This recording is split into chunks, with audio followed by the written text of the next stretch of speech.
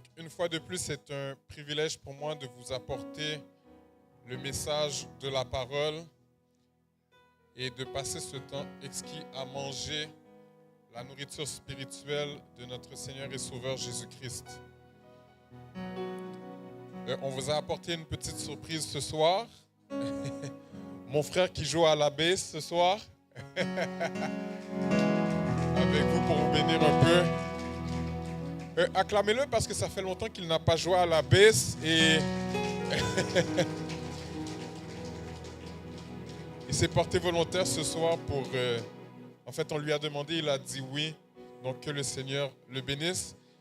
Et puis cela peut-être l'encourager à retarder son vol parce qu'il quitte techniquement vendredi. Mais en espérant que ça pourrait le retarder un peu plus. Est-ce qu'on peut l'encourager avec une acclamation?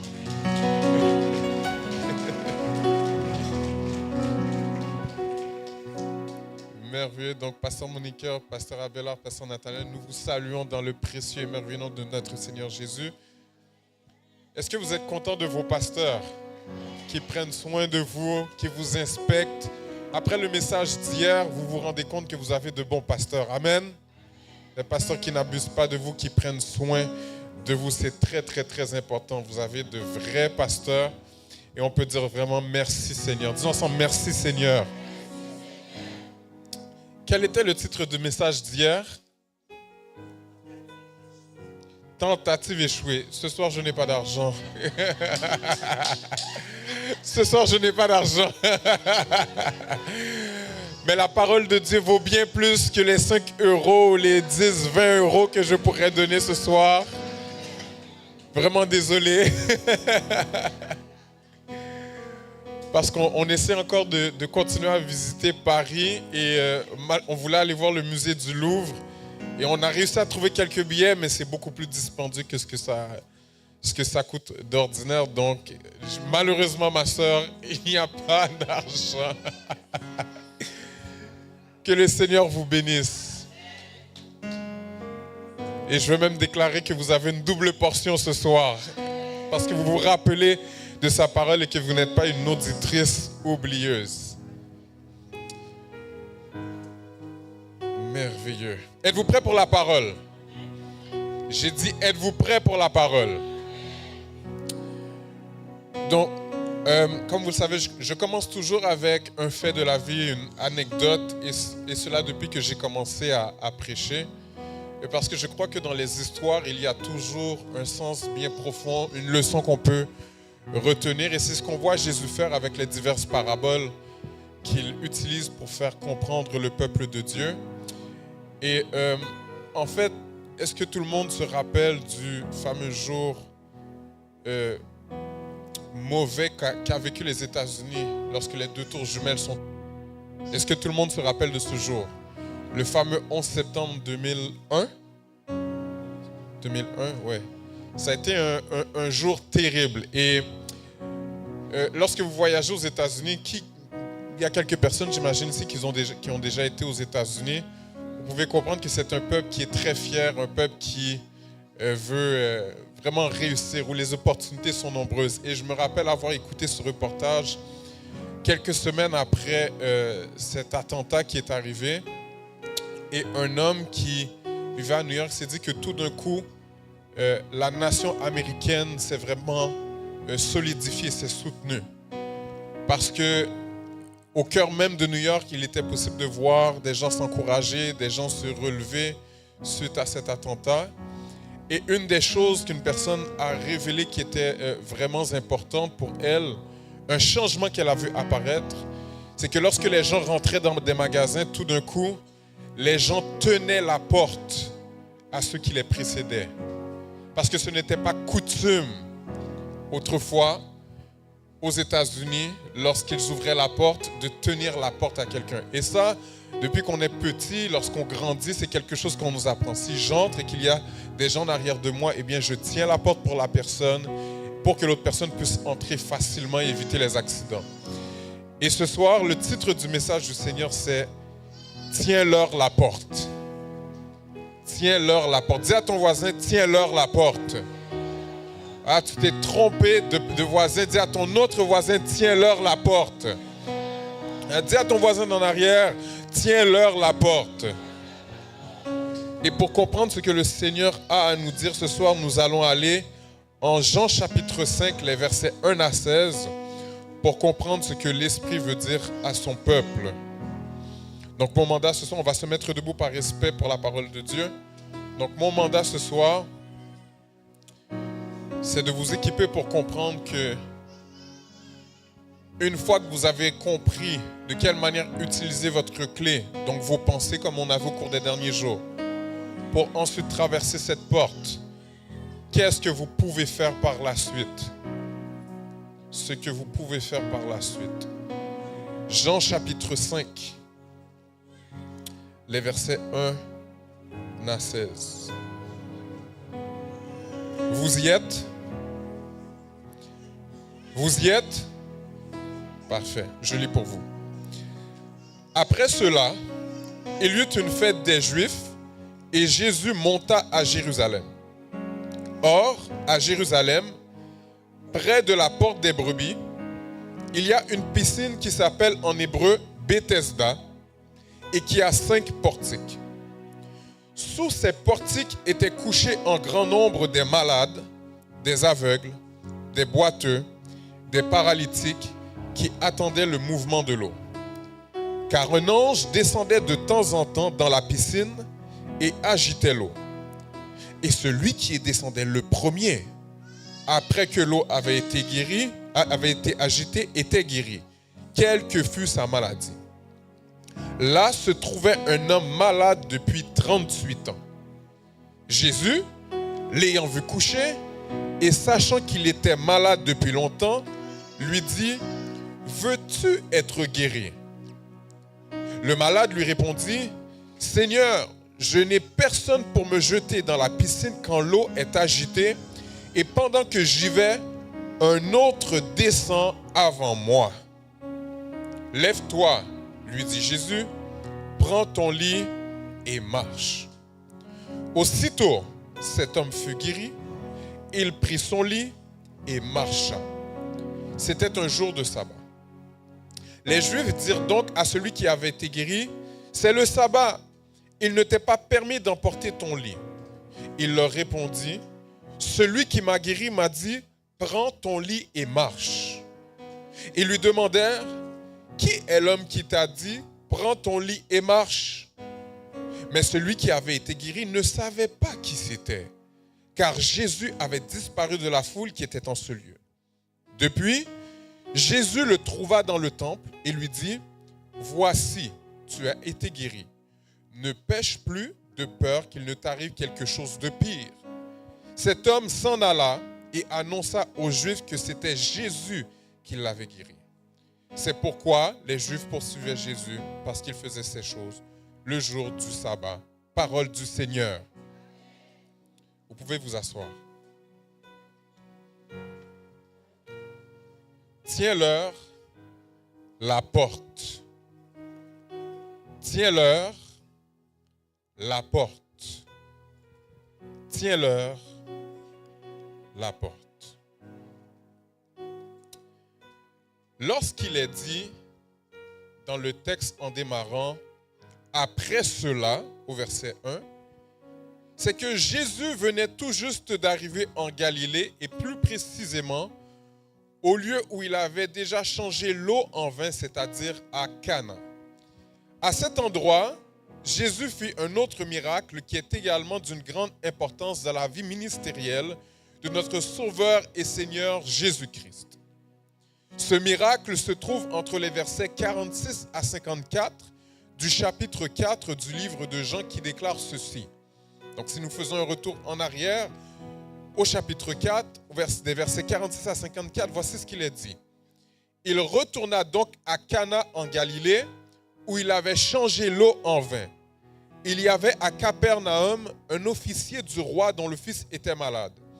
Ayant appris que Jésus était venu de Judée en Galilée, il alla vers lui et le pria de descendre et de guérir son fils qui était près de mourir. Jésus lui dit, « Si vous ne voyez des miracles et des prodiges, vous ne croyez point. L'officier du roi lui dit, « Seigneur, descends avant que mon enfant meure. » « Va, lui dit Jésus, ton fils vit. » Et cet homme crut à la parole que Jésus lui avait dite, et il s'en alla. Comme déjà il descendait, ses serviteurs venant à sa rencontre lui apportèrent cette nouvelle. « Ton enfant vit. » Il leur demanda à quelle heure il s'était trouvé mieux, et ils lui dirent, « Hier à la 7e heure, la fièvre l'a quitté. » Le père reconnut que c'était à cette heure-là que Jésus lui avait dit, « Ton fils vit. » Et il crut, et toute sa maison. Jésus fit encore ce second miracle lorsqu'il fut venu de Judée en Galilée. Frères et sœurs, nous avons d'un côté un miracle instantané qui fait place à un autre qui arrive avec un délai. Ou si vous préférez, qui arrive dans le temps de Dieu. C'est donc après avoir opéré ce miracle que Jésus monta à Jérusalem pour la fête des Juifs et plus précisément à la piscine Bethesda. Cette piscine avait 5 portiques, selon le texte, et Bethesda, et même selon l'archéologie, l'histoire. Et Bethesda signifie maison de miséricorde. Quelqu'un dit miséricorde. C'était donc un bain public où les personnes ayant des maladies physiques de toutes sortes se rassemblaient pour trouver leur délivrance. C'est d'ailleurs ce que la parole nous indique entre les versets 1 à 5.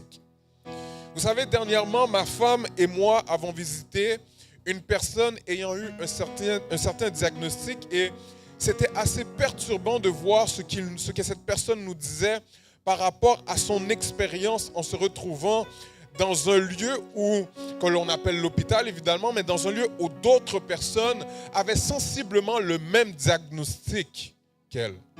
Il nous disait en résumé que nous avions tous le même problème dans ce lieu. Et qu'en rentrant, nous voyons ceux qui ne savent pas ce qu'on leur dira. Nous voyons également ceux qui ont quelque chose et qui sortent du bureau du médecin avec la mine basse. Nous voyons également ceux qui sortent avec le sourire et qui au final, tout ceci nous fait comprendre que nous espérons tous le mieux pour nous-mêmes. Imaginez donc être dans un problème que plusieurs ont, la maladie, et où chaque personne est en attente d'un jour meilleur. Maintenant, imaginez-vous que vous avez ce problème pendant 38 ans. Pendant 38 ans, et qu'il vous empêche d'aller à l'endroit précis où vous pourriez recevoir une guérison, où vous pourriez recevoir restauration, parce que vous êtes paralysé. 38 ans de paralysie, 38 ans à regarder les autres y arriver. 38 ans, frères et sœurs, ce n'est pas 38 jours. Non. 38 ans, c'est au minimum 13 870 jours. Parce que je n'ai pas compté les années bissextiles. Minimum 13 870 jours. 38 ans de douleur. 38 ans de frustration. 38 ans de stagnation.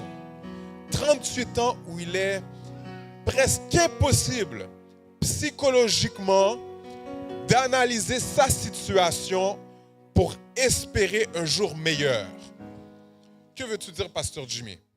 Eh bien, premièrement, la piscine de Bethesda signifie maison de miséricorde. Quelqu'un dit miséricorde. La miséricorde, ce n'est pas la grâce. La grâce, c'est la faveur imméritée. La miséricorde, c'est tout ce que Dieu ne permet pas de t'arriver. Maintenant, il n'est pas en mesure d'analyser sa situation pour avoir un jour meilleur. Qu'est-ce que cela représente? Premièrement, il est à la piscine de Bethesda qui signifie maison de miséricorde. Cela veut donc dire qu'il se trouve dans un lieu qui abrite la miséricorde et qu'il ne peut pas être une seule fois épargné par sa situation. Il ne peut pas être épargné par sa situation autant physiquement que psychologiquement que spirituellement parlant. 38 ans. Deuxièmement, il ne peut pas bien analyser sa situation pour un jour meilleur parce que le temple est à côté. Parce que le texte nous dit que la piscine de Bethesda, elle est près de la porte des brebis, qui fait référence justement au temple qui se trouvait à Jérusalem. Il est à côté du temple et sa condition l'empêche d'aller se réjouir avec ses frères et sœurs.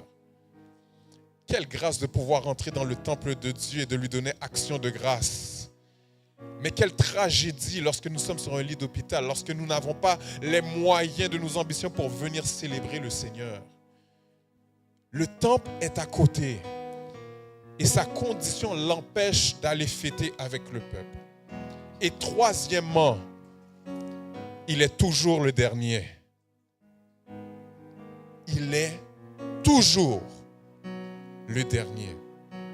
Il n'y a rien pour aider cet homme à espérer un jour meilleur. Mais après cela, quelqu'un dit après cela. Regardez le verset 6, la Bible nous dit, Jésus, l'ayant vu couché et sachant qu'il était malade depuis longtemps, lui dit, veux-tu être guéri?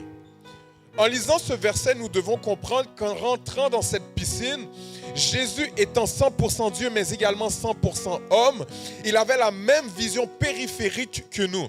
Ce qui veut donc dire que dans sa divinité, il connaît la situation de cet homme puisqu'il est dit, sachant qu'il était malade depuis longtemps.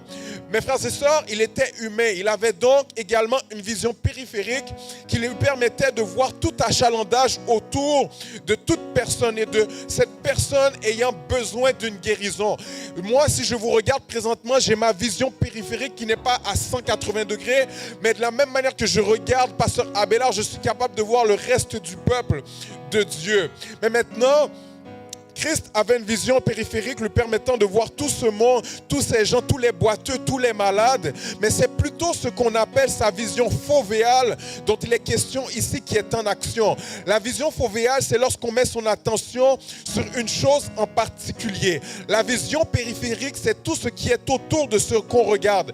Ainsi, cette vision fovéale se traduit par Jésus l'ayant vu couché. Présentement, lorsque je regarde la boîte de mouchoirs, présentement, j'utilise ma vision fovéale, mais je vois tout ce beau monde autour de moi en même temps. Ça, c'est la vision périphérique. Jésus l'ayant vu coucher, c'est la vision fovéale. C'est la vision qui se concentre sur la chose. Qu'est-ce que cela veut donc dire pour nous? Cela veut donc dire que l'homme est passé de dernier à premier juste par le fait que Jésus ait mis son attention sur lui. Si Jésus, mon frère, ma soeur, t'a vu dans ta condition, qu'il connaît très bien, sache que tu passeras de dernier à premier.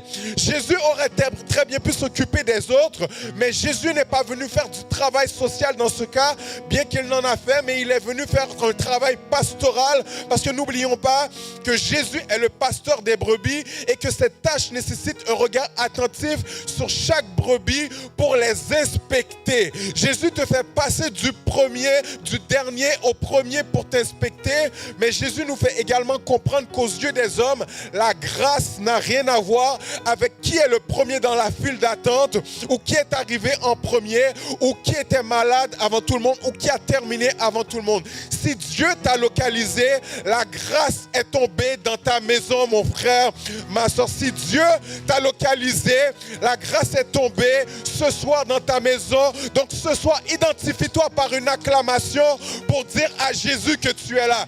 Identifie-toi avec un Alléluia pour montrer à Dieu que tu es là. Parce que si Jésus t'a vu, la grâce de Dieu te fait passer de dernier à premier. Matthieu chapitre 20, écoutez bien ce texte, Matthieu chapitre 20, les versets 1 à 16 de déclarer. Car le royaume des cieux est semblable à un maître de maison qui sortit dès le matin afin de louer des ouvriers pour sa vigne. Il convint avec eux d'un denier par jour et il les envoya à sa vigne. Il sortit vers la 3e heure et il en vit d'autres qui étaient sur la place sans rien faire. Donc ici, ce sont les derniers.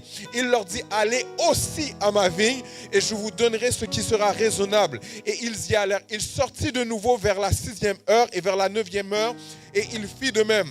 Étant sorti vers la 11e heure, il en trouva d'autres qui étaient sur la place. Il leur dit, pourquoi vous tenez-vous ici toute la journée sans rien faire? Ils lui répondirent, c'est que personne ne nous a loués.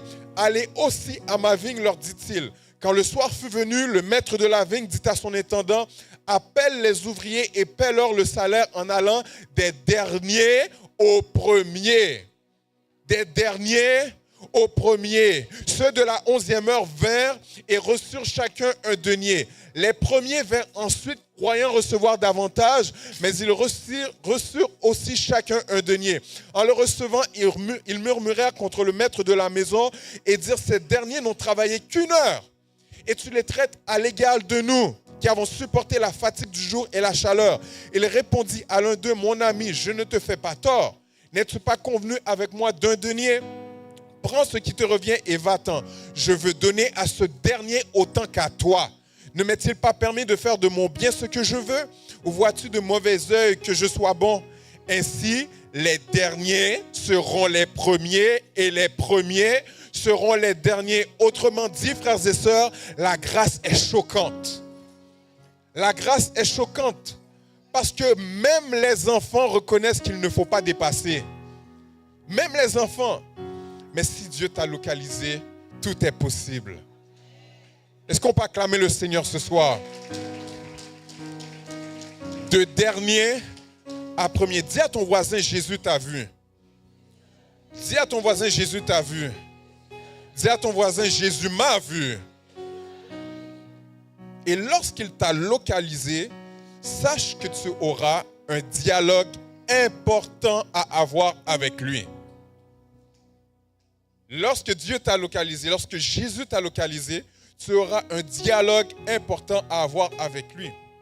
Frères et sœurs, Jésus débute le dialogue en lui disant, veux-tu être guéri?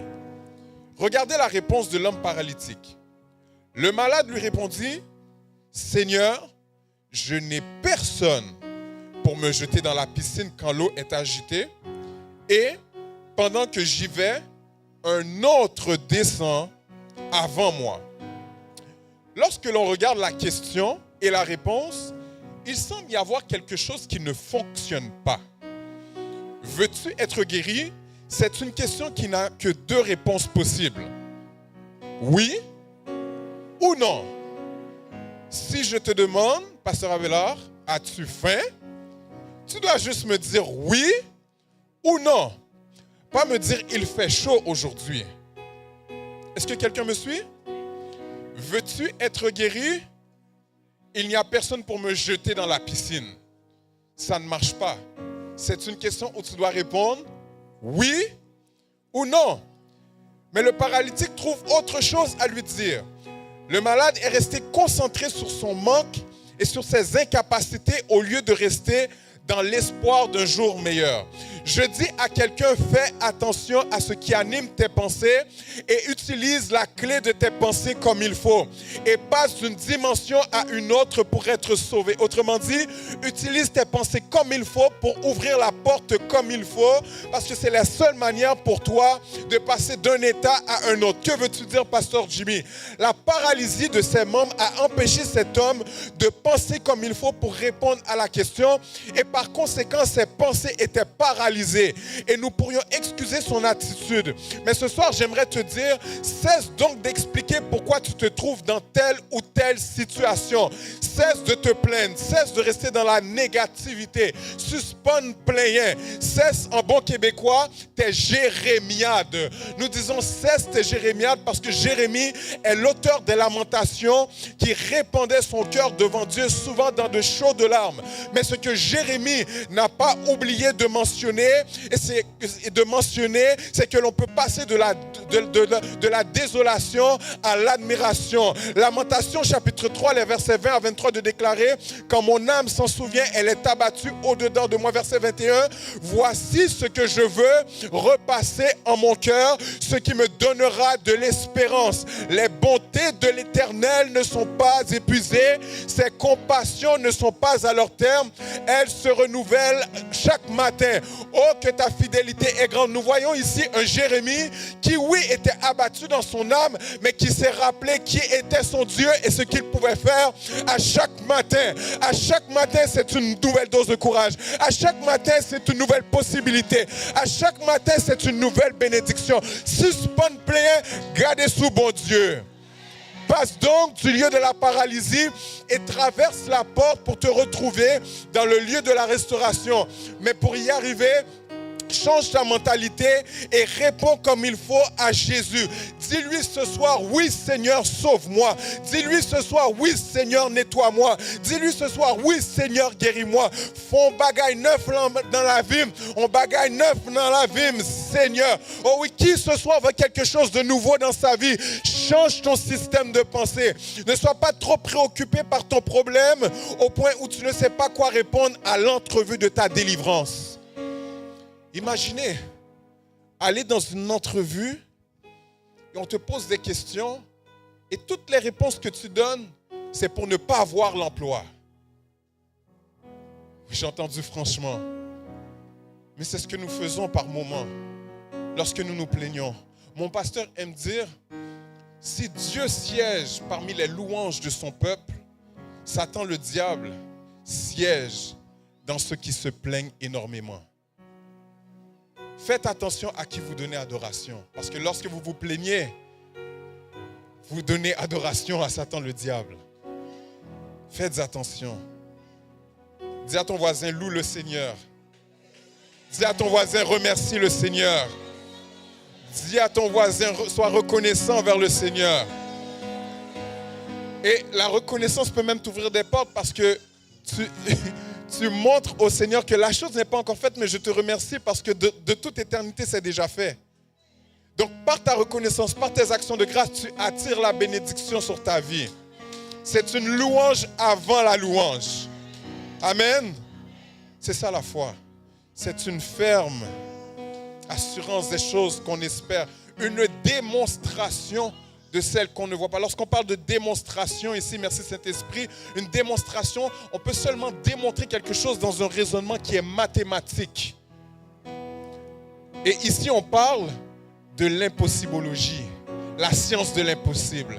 Donc, il faut que tu fasses un raisonnement mathématique dans ta tête pour te dire que oui, Dieu est capable. Oui, Dieu peut le faire. Amen. Alléluia. Merci Seigneur. Heureusement, frères et sœurs, que malgré le fait que cet homme est en train de se plaindre de ses incapacités, de ce qu'il n'avait pas, Jésus avait son plan pour cet homme.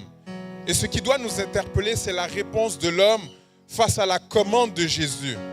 Jésus lui dit, « Lève-toi, lui dit Jésus, prends ton lit et marche. » Aussitôt, cet homme fut guéri. Il prit son lit et marcha. C'était un jour de sabbat. Les Juifs dirent donc à celui qui avait été guéri, « C'est le sabbat. Il ne t'est pas permis d'emporter ton lit. » Il leur répondit, « Celui qui m'a guéri m'a dit, prends ton lit et marche. » Ils le demandèrent, « Qui est l'homme qui t'a dit, prends ton lit et marche ?» Ici, frères et sœurs, nous pouvons clairement voir que Christ est venu faire les choses à sa manière. Nous savons tous que la loi interdit le travail le jour du sabbat, le jour du repos. Il aurait donc même été impossible, de ce point de vue, de prendre l'homme en question et de le mettre dans la piscine si l'ange passait. L'ordre de Jésus de se lever, de prendre son matelas et de marcher nous montre qu'il voulait s'identifier comme étant la vraie source de sa guérison et qu'il n'aurait pas besoin d'attendre une seconde de plus. La piscine était à côté. Remarquez également que la piscine était à côté de la porte des brebis. Je répète pour quelqu'un, la piscine était à côté de la porte des brebis. Mais il était trop loin pour aller vers la porte de des brebis physiques. Alors la vraie porte de la bergerie s'est présentée à lui. Il lui a ouvert la porte. Jésus lui a ouvert la porte. Et si nous comprenons bien, cet homme était d'origine juive à la lumière de la conversation avec les autres juifs.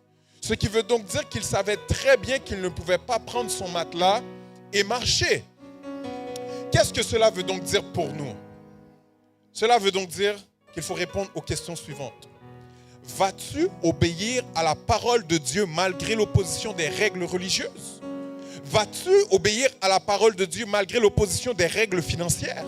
Vas-tu obéir à la parole de Dieu malgré l'opposition des règles de la famille? Vas-tu obéir à la parole de Dieu malgré l'opposition des règles de la société? Le psalmiste le dit si bien. Obéis quoi? C'est tout ça pour nous faire. Pour compter en Jésus, c'est pour obéir quoi? L'obéissance envers la parole de Dieu doit faire fi des circonstances externes et se concentrer sur ce que Dieu demande en exécutant pleinement sa parole. Parlez-en à l'apôtre Pierre qui a obéi à moitié à la parole du Christ en Luc chapitre 5, les versets 4 à 7 qui déclarent: lorsqu'il eut cessé de parler, il dit à Simon: avance en pleine eau et jetez vos filets. Quelqu'un dit vos filets. Quelqu'un dit vos filets. Et jetez vos filets pour pêcher. Simon lui répondit: Maître, nous avons travaillé toute la nuit sans rien prendre, la plaignait. Mais sur ta parole, je jetterai le filet. Pierre avait plus qu'un filet. Jésus lui a dit: jetez vos filets. Et Pierre a dit: sur ta parole, je vais jeter le filet. Dieu dit vos filets, Pierre dit le filet. Verset 6, l'ayant jeté, ils prirent une grande quantité de poissons et leurs filets se rompaient. Ils firent signe à leurs compagnons qui étaient dans l'autre barque de venir les aider.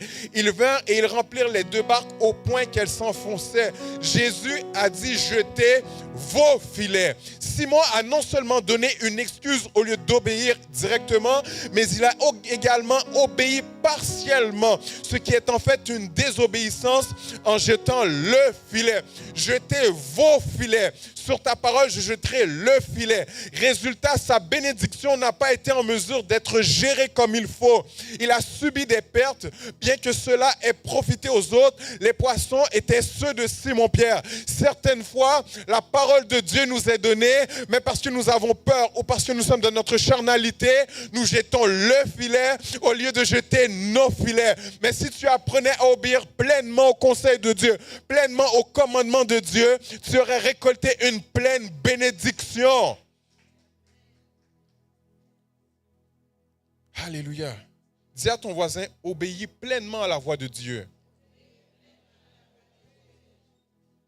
Et je répète pour quelqu'un, l'obéissance envers la parole de Dieu doit faire fi des circonstances externes et se concentrer sur ce que Dieu demande en exécutant pleinement sa parole. Verset 11 de Jean chapitre 5. Il leur répondit: celui qui m'a guéri m'a dit: prends ton lit et marche. Ils lui demandèrent: qui est l'homme qui t'a dit prends ton lit et marche? Mais celui qui avait été guéri, ne savait pas qui c'était, car Jésus avait disparu de la foule qui était en ce lieu. Et c'est drôle ici parce que les Juifs ici essayent de fermer la porte. Fermer une porte que Dieu a ouverte. Lorsque Dieu ouvre une porte, elle ne peut pas se refermer. Mais lorsque Dieu ferme une porte, elle ne peut pas s'ouvrir. Nous devons donc apprendre à remercier le Seigneur pour les portes qu'il ouvre, parce que ça pour il n'y a pas qu'à entrer là-dedans. Prenez exemple sur Pharaon dans la mer Rouge qui a essayé d'entrer. Il ne pouvait pas entrer et il s'est noyé. Mais nous devons également apprendre à dire merci à Dieu lorsqu'il ferme certaines portes, parce que c'est pour notre bien. L'histoire est donnée de cet homme qui, à chaque fois qu'il travaillait dans une mine, à chaque fois qu'il travaillait, il aimait dire que chaque chose qui lui arrivait, c'est pour mon bien. C'est pour mon bien, c'est pour mon bien. Un point tel que ses collègues ont commencé à le ridiculer et l'appeler « c'est pour mon bien ». Et un jour, alors qu'ils étaient ils sont sortis de la mine, ils sont allés manger ensemble. Et en mangeant ensemble, il a laissé son sandwich de côté pour parler un instant avec ses collègues qui étaient en train de discuter ensemble. Et en laissant son sandwich, un chien est venu, a pris son sandwich et est parti. Et l'homme en question n'est pas resté, il a commencé à courir après le chien et tous ses collègues étaient en train de dire « c'est pour ton bien, c'est pour ton bien, c'est pour ton bien ». L'heure du dîner a sonné, les employés sont tous retournés, mais c'est pour mon bien est en train de courir après le chien. Les employés de la mine sont tous retournés dans la mine pour aller travailler et la mine est tombée. C'était pour son bien. Apprenons à remercier le Seigneur pour les portes qu'il ouvre que personne ne peut fermer et les portes qu'il ferme que personne ne peut ouvrir. Quelqu'un dit merci Seigneur. Ils lui demandèrent: qui est l'homme qui t'a dit prends ton lit et marche? Mais celui qui avait été guéri ne savait pas qui c'était, car Jésus avait disparu de la foule qui était en ce lieu. Autrement dit, j'ai obéi à celui qui a pu faire quelque chose pour moi pendant que vous ne pouviez rien faire pour moi pendant ces 38 années de douleur. Mais plus encore, ces passages nous montrent qu'il est possible que Jésus fasse quelque chose pour nous sans que nous le connaissions. Parce qu'on voulait parler de connaissance cette semaine. Jésus peut faire quelque chose pour nous sans que nous ne le connaissions. Qu'est-ce que cela veut donc dire pour nous? Obéir sans comprendre. Dis à ton voisin, obéir sans comprendre. Je sais que nous vivons dans un monde où tout est calculé et où la science fait foi de tout, mais si un homme qui n'a aucune connaissance de Jésus peut lui obéir, à combien plus forte raison devrions-nous lui obéir sans comprendre? Tu n'as pas toujours besoin d'explications sur le comment du pourquoi, parce que le comment ne t'appartient pas. Si Dieu te le demande, c'est qu'il veut ton bien. L'obéissance à ses commandements, c'est également la clé de ta délivrance. Il a, de cette manière, par son obéissance, ouvert sa porte. Parce que dans ses pensées, il s'est dit, je n'ai plus rien à perdre. Je n'ai plus rien à perdre. Je suis passé du dernier au premier. Laisse-moi utiliser mes pensées pour ouvrir cette porte qui me donne ma guérison. Il a ouvert sa porte. Donc Jésus lui a ouvert sa porte. Il a ouvert sa porte par l'obéissance. Par l'obéissance. Et c'est ce que nous voyons en Deutéronome chapitre 30, lorsqu'il nous dit de choisir la vie afin que tu vives toi et ta prospérité, pour aimer l'Éternel ton Dieu, pour obéir à sa voix et pour t'attacher à lui. Car de cela dépendent ta vie et la prolongation de tes jours. Et c'est ainsi que tu pourras demeurer dans le pays que l'Éternel a juré de donner à tes pères Abraham, Isaac et Jacob. Dis à ton voisin, obéir sans comprendre. Dis-lui, obéir sans comprendre, c'est choisir la vie. Depuis Jésus, verset 14, depuis, Jésus le trouva dans le temple et lui dit, voici, tu as été guéri.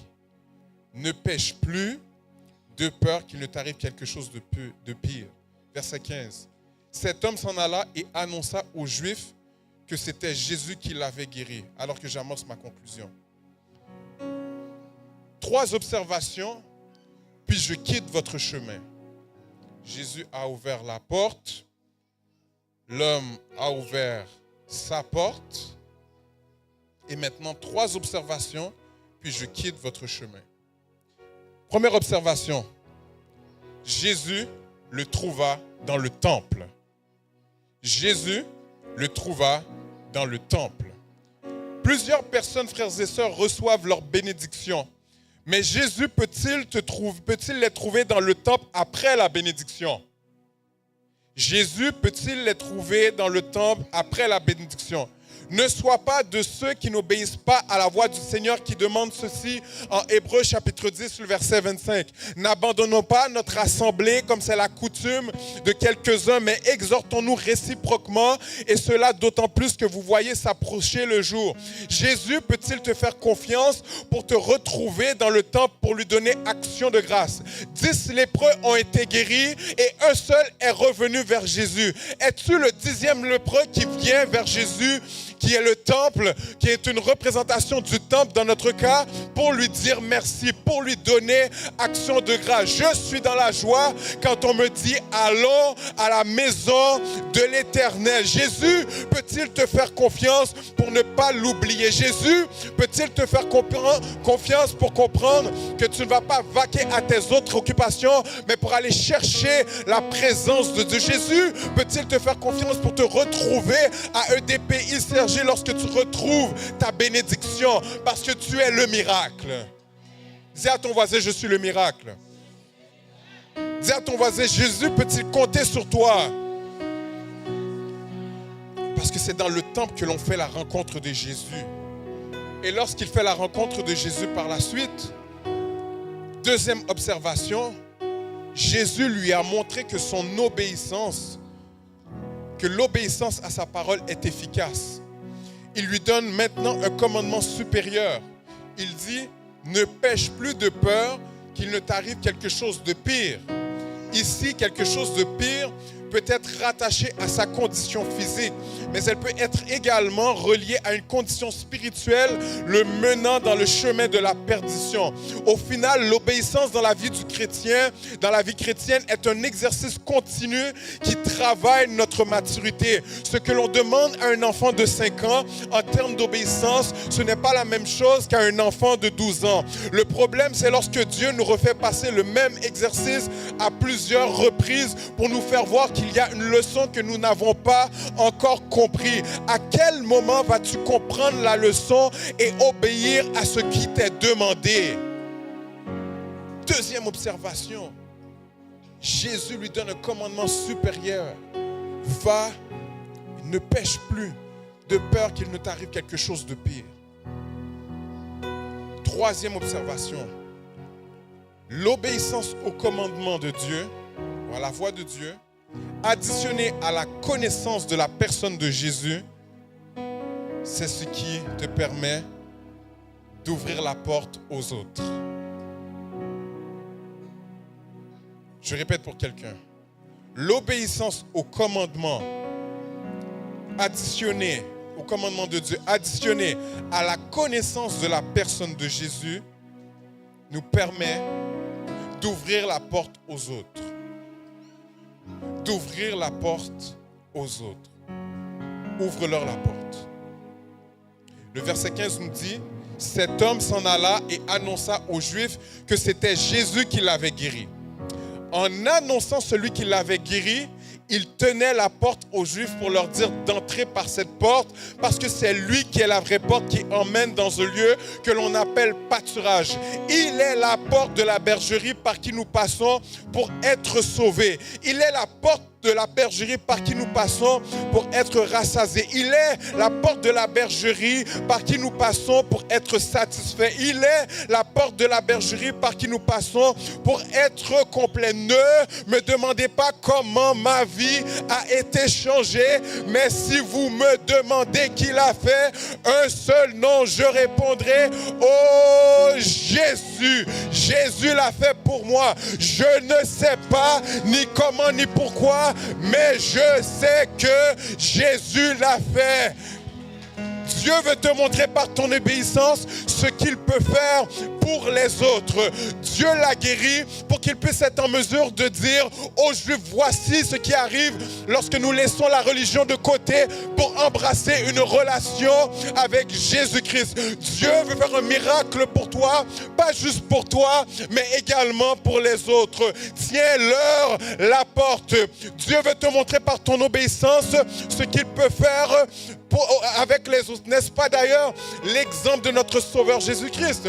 Philippiens chapitre 2, les versets 5 à 11 déclarés, ayant en vous les sentiments qui étaient en Jésus-Christ, lequel existant en forme de Dieu, n'a point regardé comme une proie à arracher d'être égal avec Dieu, mais s'est dépouillé lui-même en prenant une forme de serviteur, en devenant semblable aux hommes et ayant paru comme un simple homme. Il s'est humilié lui-même, se rendant obéissant jusqu'à la mort, même jusqu'à la mort de la croix. C'est pourquoi aussi Dieu l'a souverainement élevé et lui a donné le nom qui est au-dessus de tout nom, afin qu'au nom de Jésus, tout genou fléchisse dans les cieux, sur la terre et sous la terre, et que toute langue confesse que Jésus-Christ est Seigneur, à la gloire de Dieu. Bon après-midi, peuple de Dieu. Ça m'a fait extrêmement plaisir de vous annoncer l'évangile. À la croix, Jésus-Christ a ouvert la porte pour vous et moi, de manière à ce que nous, dans nos calamités, il puisse nous sauver en passant par la porte. Mais l'offre ne passe ces portes-là, qu'un porte là pour Zambé. Tiens la porte pour ton voisin. Tiens la porte pour ta famille. Tiens la porte pour ton père. Tiens la porte pour ton fils. Tiens la porte pour un jeune qui est en prison, qui a besoin de connaître Jésus. Tiens la porte pour la personne qui vit une vie de débauche. Tiens la porte pour ton employeur. frère. Tiens la porte pour ton ami. Tiens la porte pour ceux qui ont besoin d'entendre la parole du Seigneur. Tiens la porte avec ton matelas, avec ta natte, avec ton témoignage, L'aime songer qu'on t'aime tailler. Moi, lever même en l'air pour m'adorer. L'aime songer qu'on t'aime tailler. Pour prêcher l'évangile là, car je n'ai point honte